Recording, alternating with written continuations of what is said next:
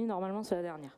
Ben, Non, j'avais à cœur de présenter cette délibération parce qu'elle concerne chacun d'entre nous, puisqu'il s'agit de la déclinaison métropolitaine de la feuille de route numérique ensemble, qui vise à définir notre stratégie en matière de lutte contre l'électronisme et d'accès pour tous au numérique.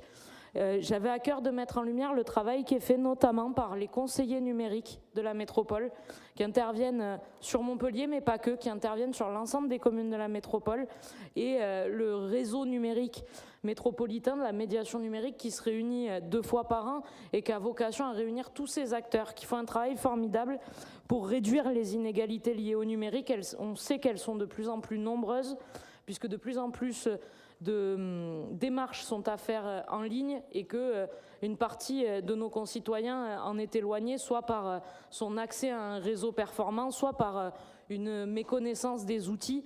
Et donc la déclinaison, juste quelques mots sur les 5 axes métropolitains de cette feuille de route.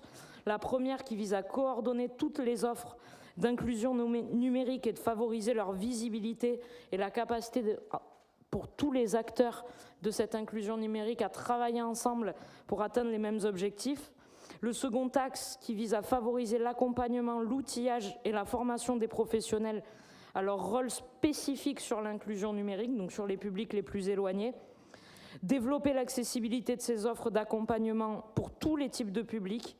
Encourager l'aller vers et agir auprès des publics pour les sensibiliser à l'intérêt d'être autonomes sur le numérique et favoriser le développement d'une filière de matériel reconditionné pour rendre accessible y compris l'équipement dont on connaît le coût.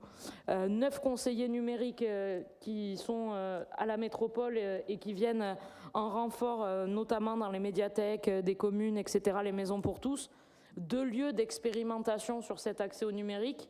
Le CIS, et je veux saluer Michel Calvo, président du CCAS, qui a en charge ce super équipement.